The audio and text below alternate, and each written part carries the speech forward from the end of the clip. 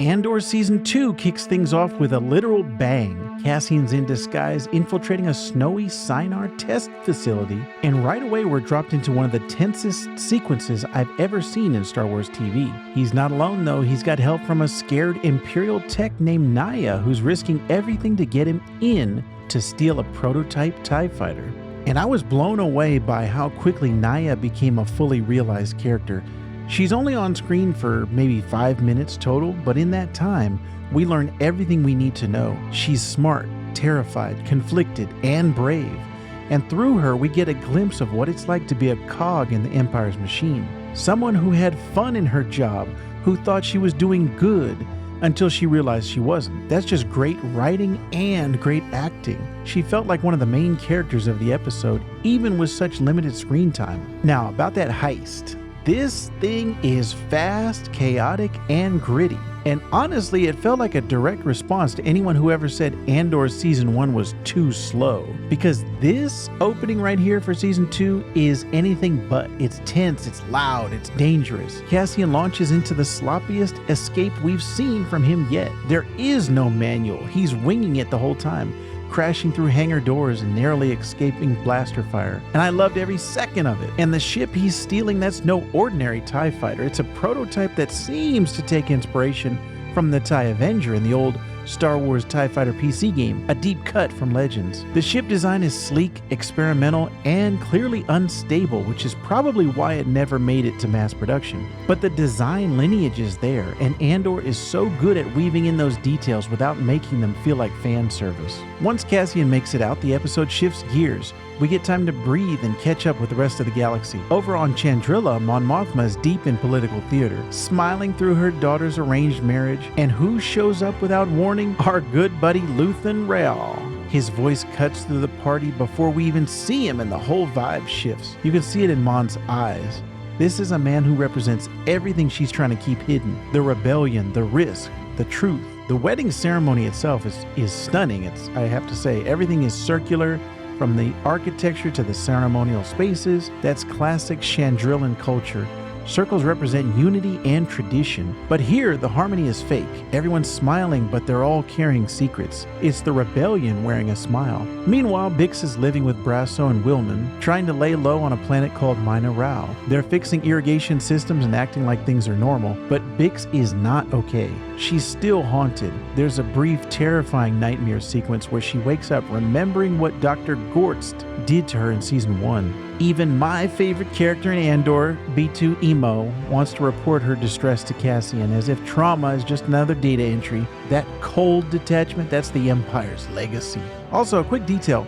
Brasso has a decorative plate in his home with Marva's face on it. That one little touch says so much. These people carry their memories forward even as they run. Now back to Cassian. He was supposed to rendezvous with a contact named Porco, which I thought he was saying Porkins at first, but he was saying Porco. But instead, he gets captured by jungle rebels who mistake him for an Imperial. These guys are paranoid and disorganized. They used to follow Maya Pei. One of the rebel leaders saw Gerrera mocked as a neo-Republican, and now they're just spiraling. The infighting is real, and Cassian's just trying to survive their suspicion long enough to make a plan. And here's the genius of this episode, the editing. We cut between these scrappy jungle rebels bickering in the mud and the clean, crisp boardrooms of the Empire, where director Krennic and Deidre Merrow are planning how to strip mine Gorman. And they're doing it over snacks, finger food, and fascism. This is the banality of evil, and Andor captures it better than any Star Wars project before. Now, Dedra says something that sticks here. You need Gorman rebels you can depend on to do the wrong thing. That's the Empire's strategy: provoke the rebels into missteps, then use that as a justification to tighten control. It's terrifying. It's also chillingly real. There's even a blink if you miss it cameo. Erskine Samaj, a character originally introduced in Star Wars Rebels, makes his live-action debut at the wedding. That's just another subtle way that Andor bridges the gap between animated and live-action canon without drawing a neon sign around it. And I've got to say, man, the humor in here, I just was floored by. No, not sitcom jokes, but the kind of awkward real-life humor that pops up in tense situations. This episode had it all. Tense action, sharp political commentary, unexpected laughs, emotional weight. Andor Season 2 comes out swinging, and it feels like a confident answer to every critic who didn't get what made Season 1 special. Episode 2 of Andor Season 2 is where things really slow down. Not to drag, but to simmer. We're past the explosive TIE heist from the premiere. Now we're wading into the murky, muddy tension that defines this rebellion. Let's start in the jungle. Cassian is still stuck with a band of rebels who feel less like freedom fighters and more like rival summer camp counselors trying to out-alpha each other. These guys, Maya Pei loyalists, are paranoid, disorganized, and obsessed with settling disputes using space, rock, paper, scissors. And I'm not even kidding. At one point, they literally pause a standoff because a giant man-eating lizard walks by. It's hilarious and ridiculous and kind of brilliant. It's rebellion cosplay. But here's the thing, it works as an allegory. These people are trying to build something from the ground up, but they're already splintering, fighting over guns, egos, and scraps of power while the Empire closes in around them. Cassian's just biding his time, watching, waiting, calmly reading the room like a survivalist in a broken democracy. Meanwhile, the rebels' dysfunction is cross-cut with the Empire doing what it does best, showing up with a smile, hiding a knife behind its back. Over on Luthen Rael, the Imperials are conducting what they call an audit, but everyone knows it's more than that. These troops aren't just counting heads or checking fields, they're sniffing out Cassian, and they're doing it under the guise of census data and small talk. The anxiety on Bix's face says it all. She's barely holding it together. And one of the most chilling things, the Imperial lieutenant trying to flirt with her like he's running a galactic version of the Dennis system from It's Always Sunny. Now Brasso and Willman are on edge also, trying to pretend this is just another workday. But even in those gorgeous golden wheat fields, you can feel the boot hovering in the air. Now let's talk about Syril and Dedra, Star Wars' weirdest will they, won't they? I love that these two popped up together in this episode, and it took me a second to recognize that they were. Syril was like, whoa, he's cleaned up, trimmed down. He's mentoring a new recruit like he's pitching a motivational seminar on tax codes. And he and Dedra are apparently cohabitating. Syril Karn and Dedra Miro, the galaxy's most uptight fascists, are now roommates. Or something more. I did laugh out loud at how tender their dynamic has gotten, and then immediately checked myself because they're both enthusiastic agents of oppression. This show plays with our instincts in the smartest ways. It makes you feel something for characters you know you shouldn't. And Miro's still trying to climb the Imperial ladder. Her boss, Major Partagaz, gives her one of the best lines of the episode. Next time, catch them first, then make them famous. It's dry, it's ruthless, and it's exactly how the Empire thinks. They don't want rebellion. They want useful mistakes to justify their brutality. Now over on Chandrila, Mon Mothma is still stuck playing hostess while trying to keep her entire rebel network from unraveling. Tay Kolma, the banker who helped her launder funds in the first season, is now having second thoughts. He wants a payoff for the risks he took. And Luthen, he's ready to pay with something much more permanent. But Mon's trying to play it clean. She's not ready to burn Tay. She still believes that there's a way to stay good and effective, even when everything around her is pushing her the other way. There's one long, quiet moment where Mon realizes Tay might be a threat. The camera just lingers on her and she processes the cost of keeping him alive. That moment, that's Andor. That's what this show does best. No lightsabers, no dogfights, just a woman doing the math on rebellion versus morality. There's so much subtext packed into the wedding party scenes too. Everyone's smiling, everyone's pretending, but you can feel the cracks forming beneath the surface, especially when Mon's husband, Perrin, starts poking at Chandrilan traditions just to annoy the groom's father, Davos Skulden. It's the kind of elite discomfort that Succession fans would eat up, and here it's being weaponized in the middle of a political powder keg. So yeah, this episode doesn't move fast, but it does move purposefully. It's 4 separate stories orbiting each other, building tension in every corner of the galaxy. And while it might feel disconnected at first glance, it's all one giant pressure valve slowly tightening before it blows in episode 3. And through all that tension, there's still humor. Syril's over-the-top behavior, the jungle rebels playing games, the awkward dinner conversations. The show knows how to let human weirdness shine, even in the darkest moments.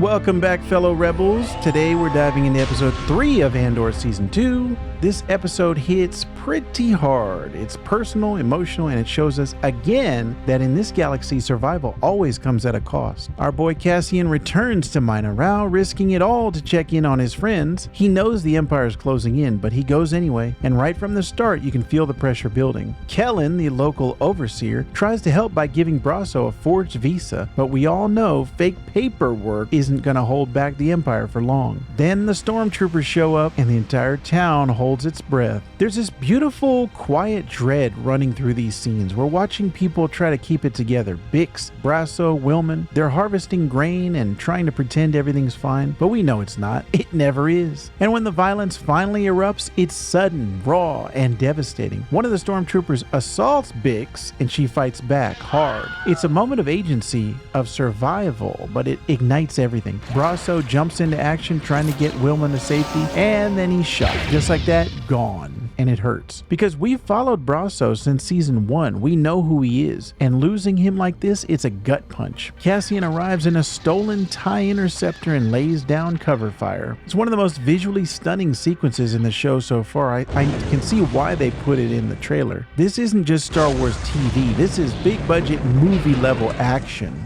I think their budget has been reported at $290 million.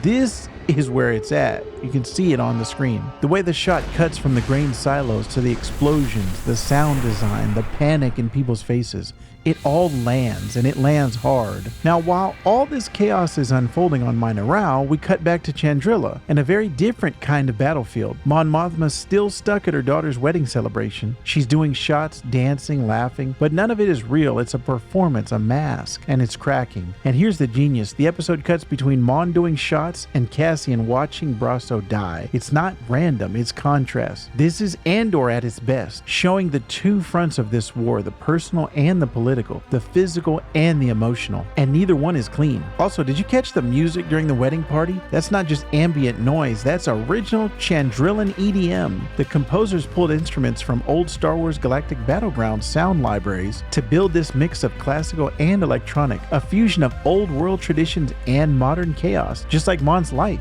There's a ton of symbolism too. The banquet hall is circular, the door is circular. It's not just architecture, it's storytelling. Chandrila sees itself as perfect, a harmonious society. But what we're watching is the circle collapsing in on itself. And speaking of collapsing, let's talk about the humor for a second, because even in this episode, actually especially in this episode, there's still humor.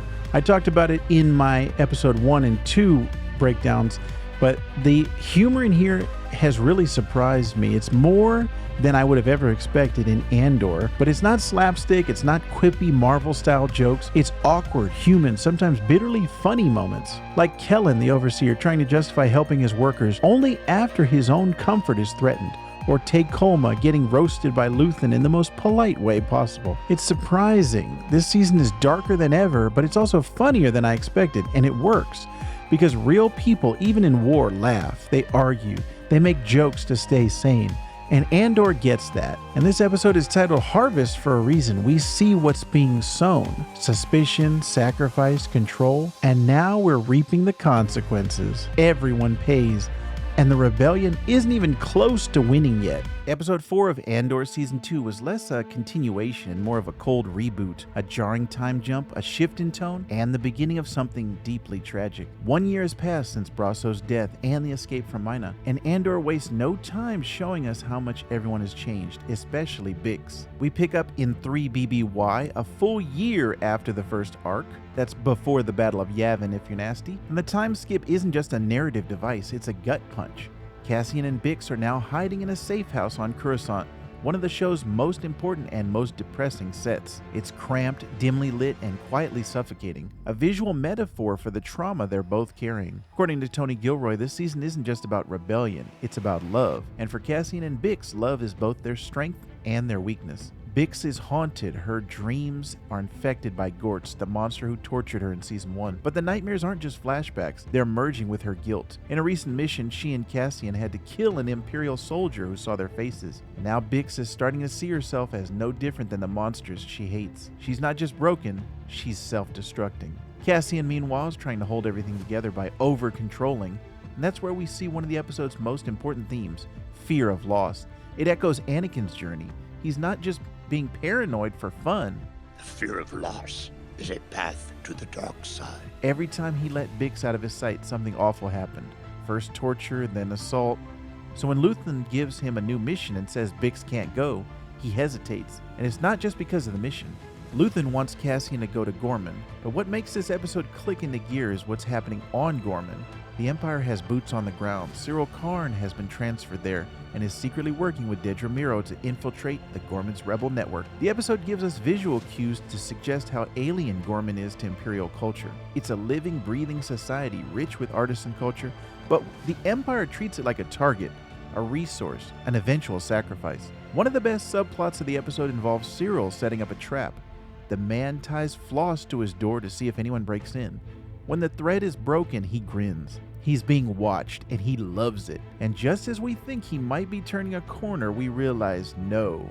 He's gone full Imperial spy, and his arc is more disturbing than ever. Saw Gerrera makes a return in this episode, receiving weapons from Wilmon, but unlike past portrayals, Saw is unhinged here.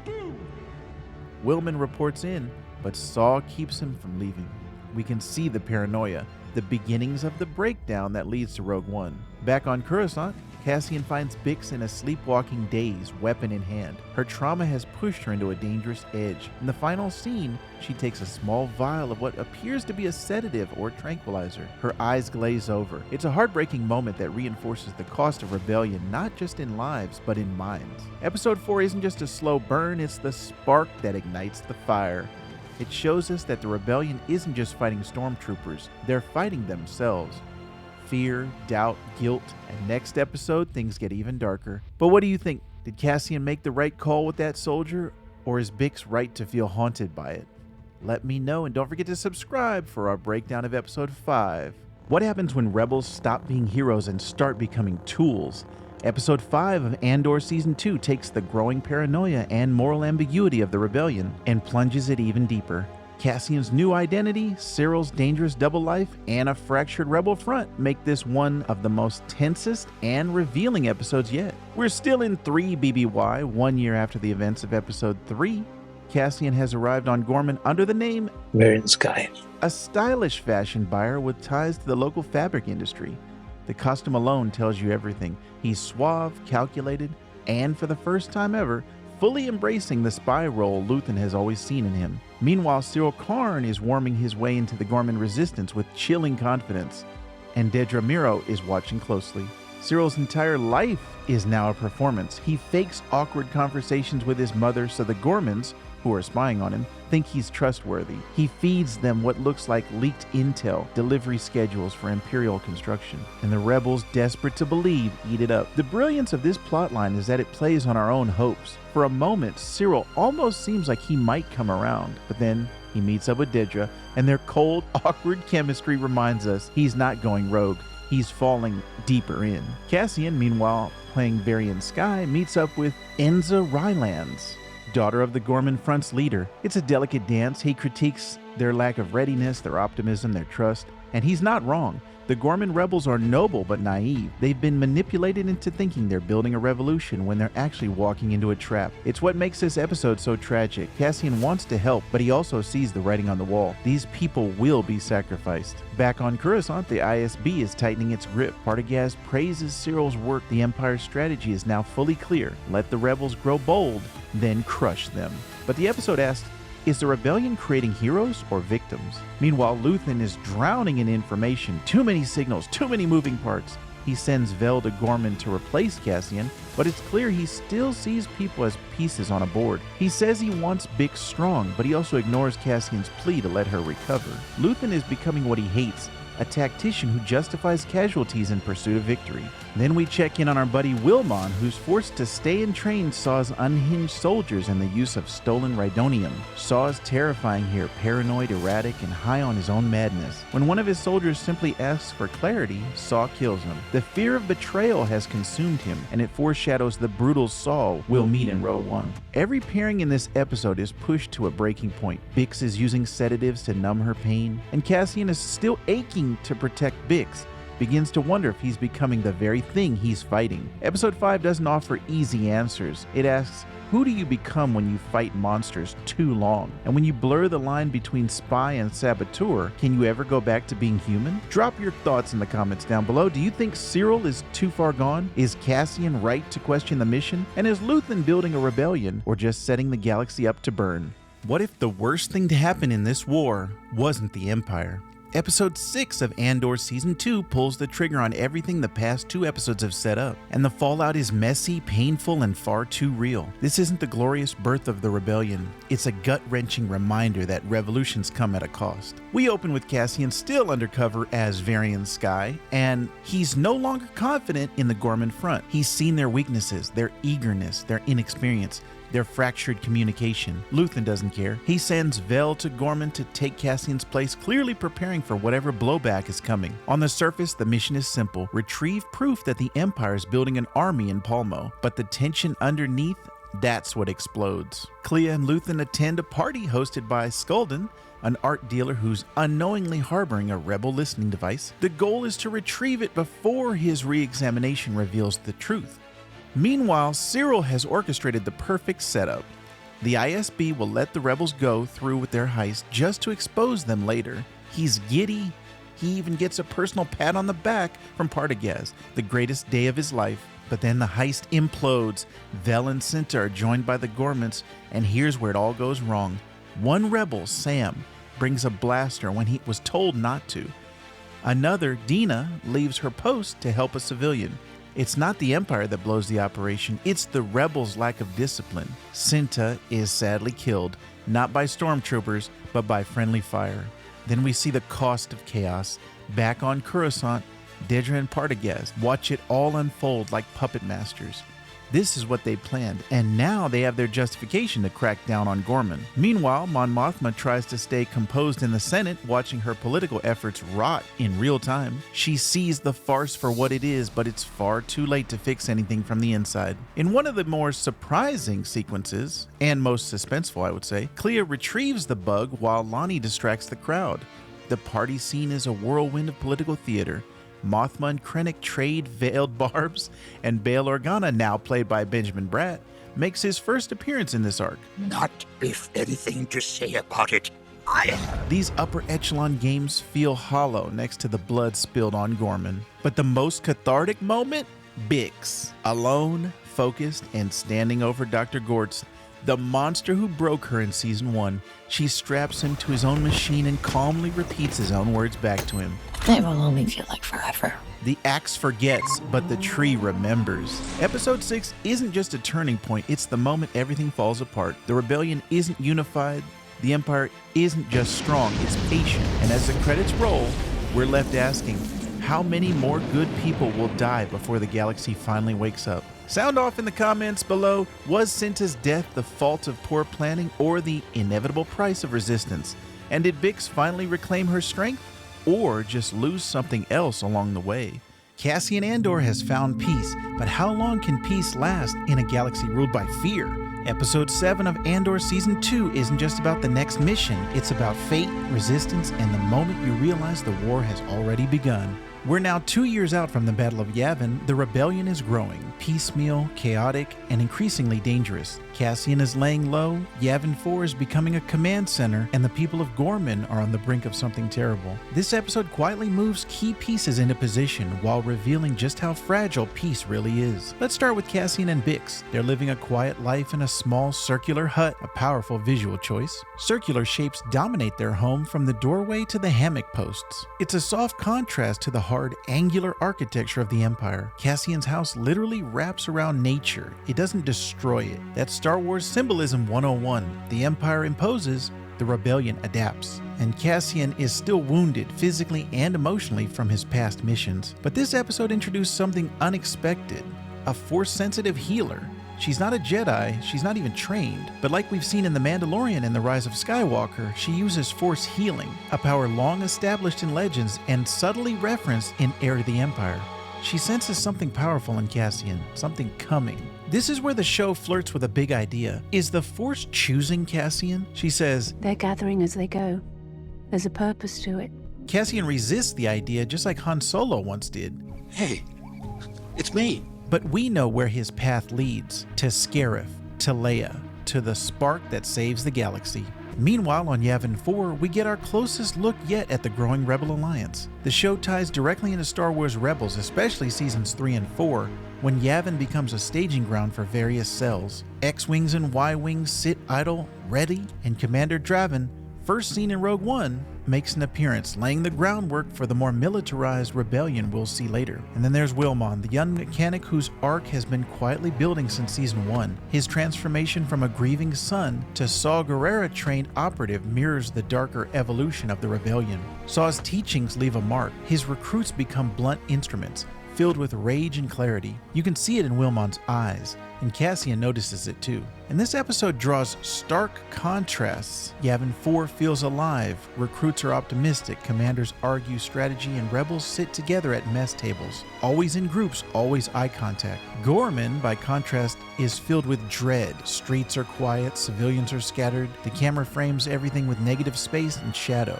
Even the Empire's uniforms reflect this. Their polished, soulless look isolates them visually from the communities they oppress. And for all the peace Cassian thinks he's found, the galaxy won't let him stay hidden. So what do you think? Should Cassian believe in the Force, or is he right to resist it? This healer says he's special. Bix has had Force-related dreams, but isn't Cassian supposed to represent the everyman, the rebel without prophecy? Or is the Force quietly guiding everyone, even those who don't believe? Let me know which side you're on in the comments. This episode might be the calm before the storm, but every frame is loaded with meaning, from rebel history to Force philosophy to Rogue One foreshadowing. And we're just getting started. The Gorman Massacre isn't just a footnote in Star Wars history anymore, it's a full-blown tragedy that reshapes the galaxy. Episode 8 of Andor Season 2 is devastating, powerful, and one of the most brutal things we've ever seen in Star Wars, but it's also one of the most important. This episode, titled, "Who Are You?", finally shows us the event Mon Mothma uses to rally the rebellion, the Empire's massacre of peaceful protesters on Gorman. We've heard about it before, but seeing it unfold with all the build-up, manipulation, and horror hits different now. This wasn't just about silencing a planet, this was about sending a message to the entire galaxy.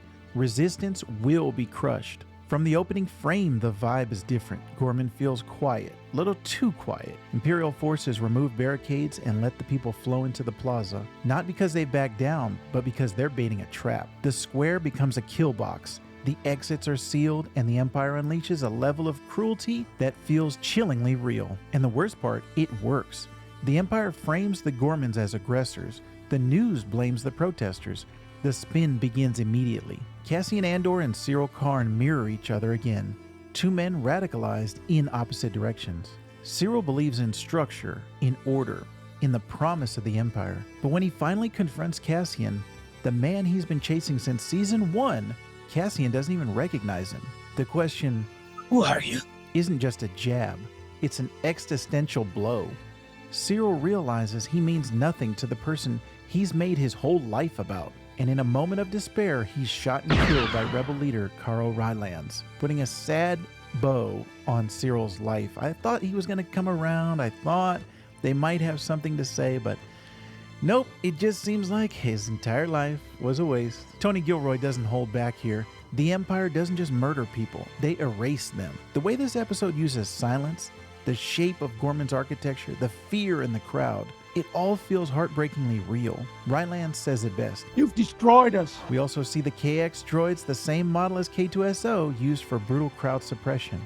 One of them kills a civilian by simply lifting and slamming her like she's nothing. It's terrifying, and it's supposed to be. And this episode has a ton of lore and trivia baked into it. We see the TIE Avenger, Cassian's escape, includes the first ever live action appearance of the TIE Avenger, a ship originally from the Star Wars TIE Fighter game. And then we have architectural symbolism. Gorman's spiderweb aesthetic mirrors their cultural identity.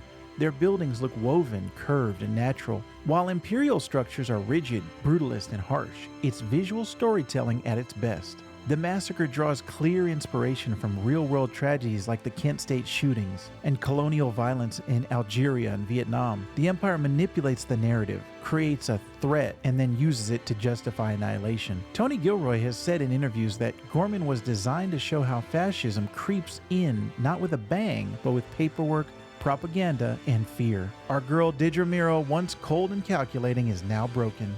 After being choked by Syril during the chaos, her trauma resurfaces, and she's left gasping for air both literally and metaphorically. Cassian, meanwhile, escapes, but the loss is huge, and even the rebels are shaken. "Storm the sky," they chant, a callback to the funeral scene from Season 1. But now, it's not defiance, it's mourning. This is the massacre Mon Mothma references in Star Wars Rebels. It's the moment that pushes her to speak out in the Senate and fully commit to the Rebel Alliance. And now, thanks to Andor, we understand the cost, not just in lives, but in hope. Andor doesn't just tell us about rebellion. It shows us why rebellion is necessary. Episode 8 is gut-wrenching, yes, but it's also essential. It proves that Star Wars can be more than space battles and lightsabers. It can be a mirror to our own world and a warning. What did you think of the Gorman Massacre? Was this the most powerful episode of Andor so far? Drop your thoughts in the comments below. The rebellion has a voice now, and that voice belongs to Mon Mothma. In episode 9 of Andor Season 2, we move from outrage to action, from grief to defiance. If episode 8 was the gut punch, episode 9 is the breath we take before standing back up. We begin with the voices of the Gormans still echoing, literally. The anthem they sang before the massacre plays once more. It's a dirge, it's a warning. It's a cry to the galaxy, and while they sing, we shift to Coruscant. The Senate building reflects upside down in rain, a beautiful metaphor because the Senate itself has been turned on its head. No longer a voice for the people, just a puppet for Palpatine. Inside, Mon Mothma prepares to do the unthinkable, speak the truth publicly. But this isn't just a speech, it's a transformation. She's no longer a cautious senator. She's stepping into her role as the face of the rebellion. She names the Emperor, names the atrocity, names the silence as complicity. The speech is the same one referenced in Star Wars Rebels, but here it lands harder because we've seen the cost. We felt the Gorman Massacre. Meanwhile, Cassian is fraying. The massacre shook him. The Force healer's words still haunt him. There's someplace he needs to be. But Cassian doesn't believe in fate. He believes in doing what must be done. And so he acts, rescuing Mon Mothma from an Imperial ambush, risking his life without hesitation. And you know, it's so crazy to think about. We saw Rogue One, how much he was responsible for rescuing the Death Star plans, you know, which goes on to lead the rebellion. But here, we get even more of what he's done. Rescuing Mon Mothma, this is like the rescuing of Grogu, like we saw in Chapter 20 of The Mandalorian, The Foundling. This was as big as Grogu getting rescued, and how important Kelleran Beck is now to Star Wars canon and history. Now, Cassian Andor is even that much more important because he rescued Mon Mothma. He is responsible for her living and continuing to fight with the rebellion and to lead them. So this is pretty big. It's a quiet, elegant rescue, one that shows how far he's come, from reluctant smuggler to determined soldier. Back on Yavin 4, pieces are locking into place. Vel is arming new recruits, Erskine reveals he's been working for Luthen all along, and Luthen and Mon Mothma finally lay all their cards on the table. Their argument is one of the best scenes of the season. She calls him out for his ruthless tactics. He reminds her that revolutions aren't clean, and he tells her what we've suspected all along. I'm condemned to use the tools of my enemy. There's a moment of eerie poetry here as Mon finishes her speech. Lights dim in the Senate chamber, one by one. The last light of democracy is fading, but outside the chamber, the fire of rebellion is burning brighter. And then there's Bix. She makes a choice here. She leaves Cassian, not out of fear, but out of faith. Faith that he has a greater role to play. The final scene shows K2SO waking up. It's not triumphant, it's Frankenstein, cold, clinical, and electric, but it signals the future. The Cassian we met in Rogue One is almost here. So what do you think? Does this episode mark Mon Mothma as the true leader of the rebellion, or is she still playing politics? Luthen Rael was never gonna make it out. Not really. In episode 10 of Andor Season 2, we finally see how far he's willing to go for the rebellion, even if it means sacrificing everything, including himself. The episode opens in broad daylight on Coruscant, a rare and dangerous move.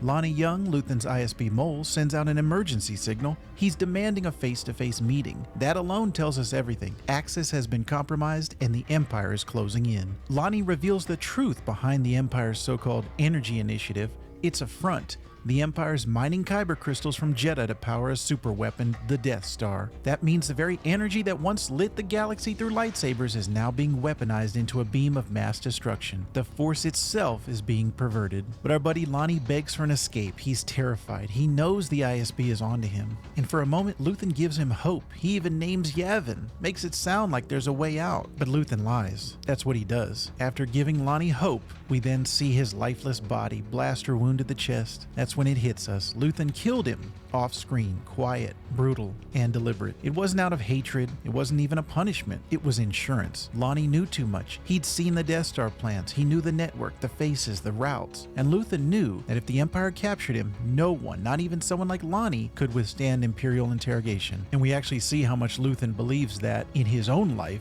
a little bit later. So Luthen made the impossible choice. Silence Lonnie before the Empire could. It's a devastating but necessary betrayal, and it redefines everything we thought about Luthen's role in the rebellion. He's not a mentor, he's not a general, he's the scalpel in the shadows, doing the things no one else can stomach so others won't have to.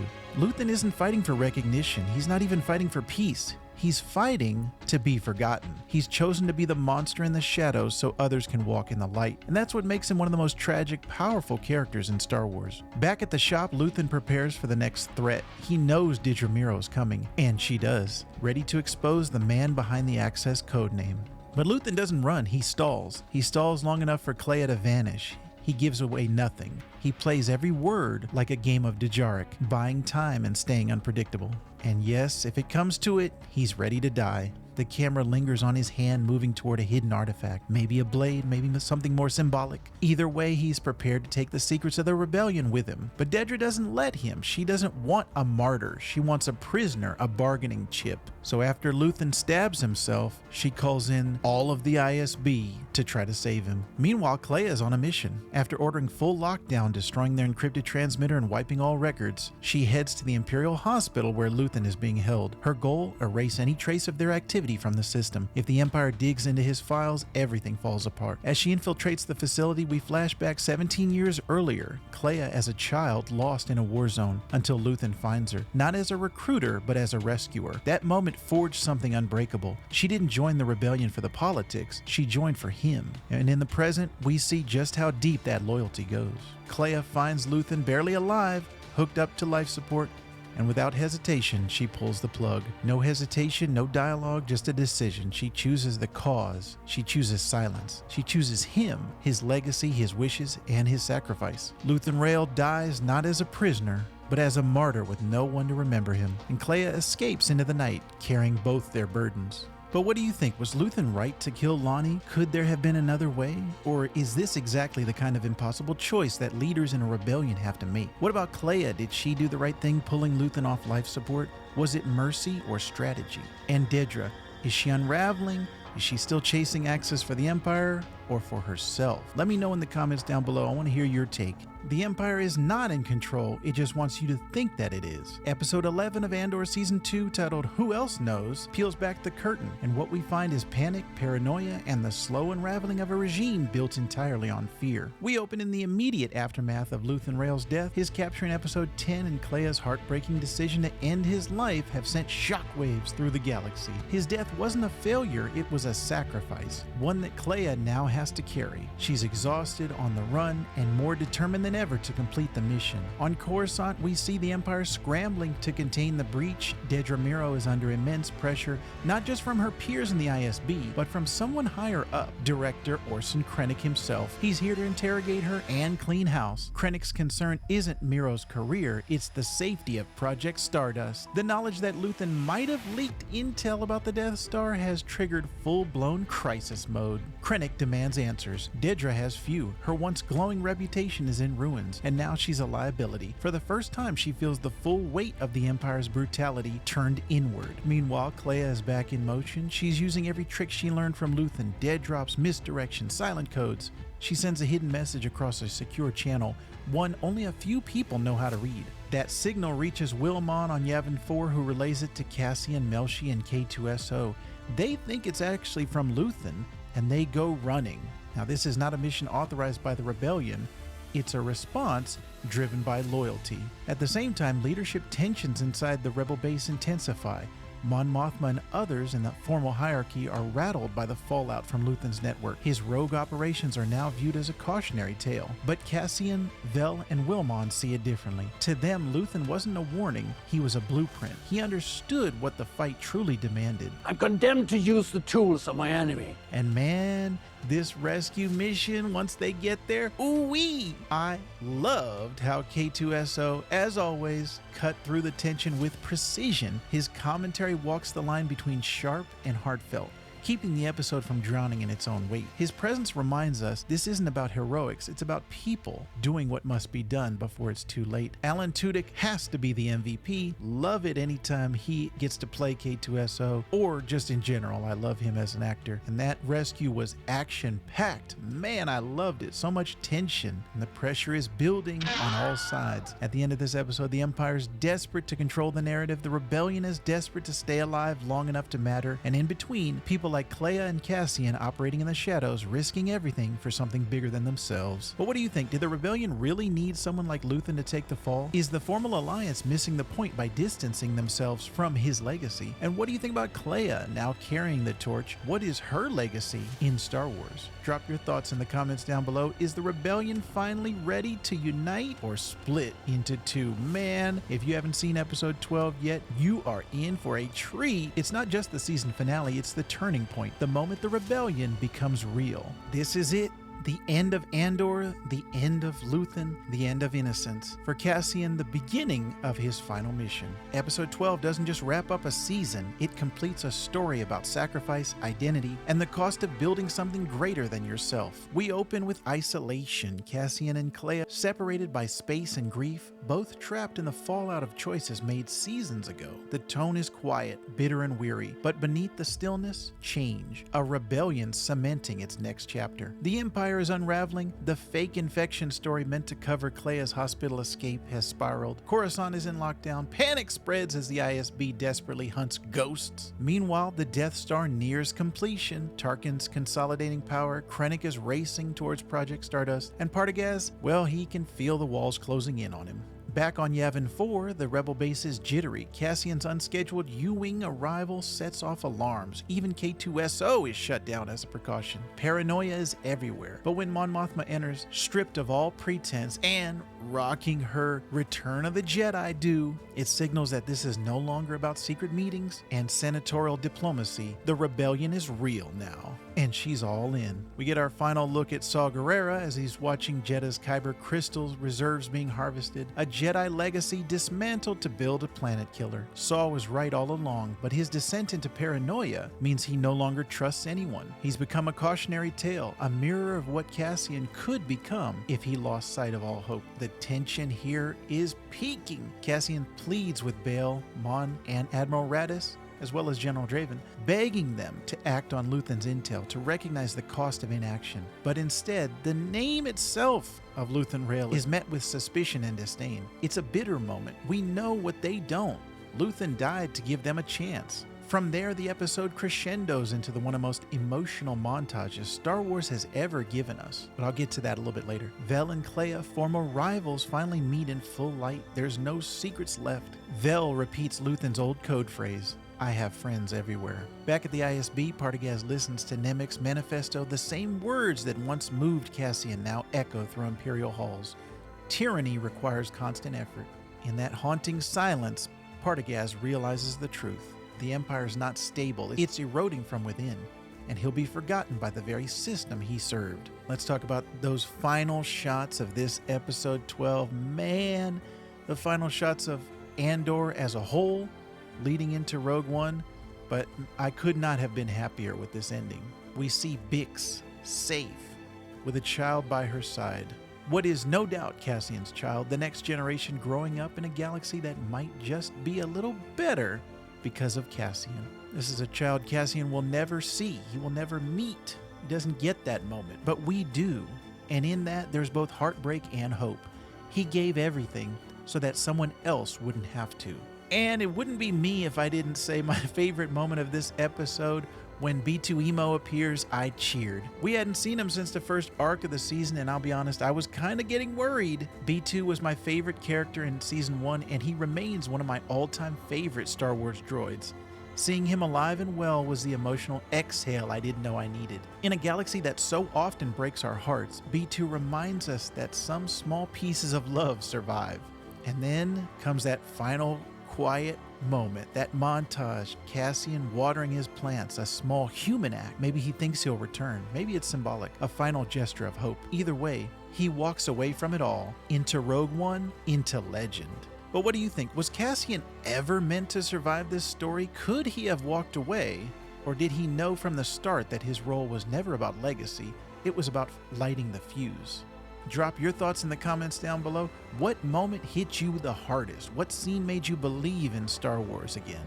And that is the end of Season 2 of Andor. What a ride! We've followed Cassian from chaos to clarity, from survival to sacrifice. We've witnessed how rebellion is born in shadows, in silence, and in suffering. Every character, every arc, every choice has built towards the inevitable fate we already know is coming in Rogue One. But somehow, it still hits harder after this. If you've made it this far with us, thank you. Your time and passion mean everything. And remember, rebellions are not won overnight. They're built on small acts, painful truths, and impossible choices. This show reminded us that every spark matters. We'll be back with more videos and deep dives into Star Wars storytelling, but until then, we would be honored if you would join us.